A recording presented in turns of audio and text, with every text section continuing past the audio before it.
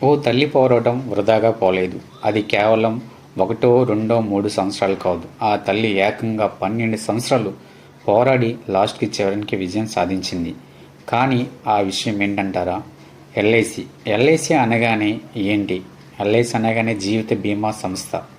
జీవిత బీమా సంస్థ అని అందరికీ తెలిసిందే. కానీ ఎల్ఐసిని అందరూ ఎందుకు ట్రస్ట్ చేస్తారని అంటే, ఎల్ఐసి అనేది ఒక నమ్మకమైన సంస్థ.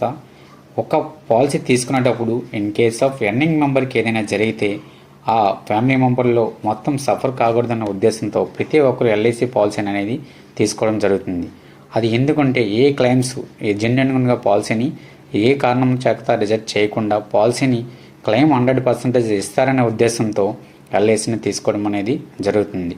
కానీ ఈ రోజుల్లో number of companies claim ratios బాగున్నా కానీ కేవలం ఈ రోజుకి ఎల్ఐసికి పాలసీ తీసుకుంటున్నారని అంటే అది ఒకే ఒక నమ్మకం.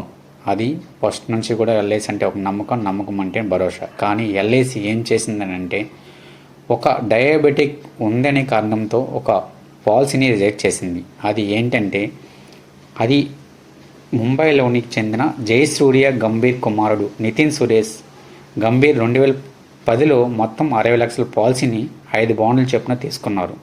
అయితే 2013లో ఆయన గుండెపోటుతో మరణించగా 2014లో ఎల్ఐసి డయాబెటిక్ విషయాన్ని దాచిపెట్టారనే ఉద్దేశంతో క్లెయిమ్ రిజెక్ట్ చేసింది.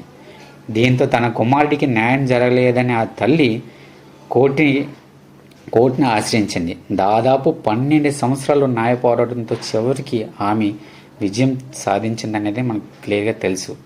అయితే ఎన్సిడిఆర్సి కీలక వ్యాఖ్యలు చేస్తూ పాలసీ తీసుకునే సమయంలో ఆరోగ్య సమస్యలకు ఉద్దేశపూర్వకంగా ఎటువంటి ఆధారాలు దాచినట్లు స్పష్టమైన ఆధారాలు లేవని క్లియర్గా పేర్కొంది. అలాగే డయాబెటిక్ గుండెపోటుతో జరిగిన మరణానికి ప్రత్యక్షంగా సంబంధం లేదని స్పష్టంగా చేసింది.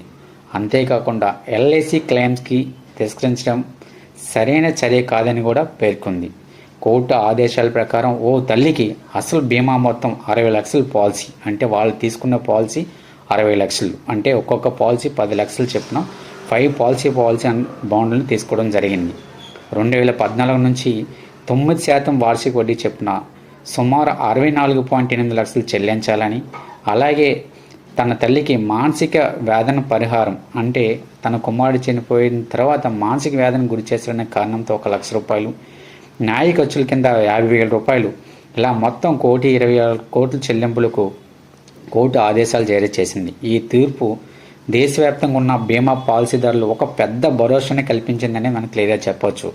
సరైన ఆధారాలు లేకుండా క్లెయిమ్ను రిజెక్ట్ చేస్తున్న ఈ రోజుల్లో కంపెనీలో చాలా ఉన్నాయి, ఒక ఎల్ఐసి అనేది కాదు. సో ఈ రకంగా ఎన్సిడిఆర్సి అనేది చాలా చట్టపరంగా న్యాయంగా పొందవచ్చని ఈ కేసు మరోసారి రుజువు చేసింది.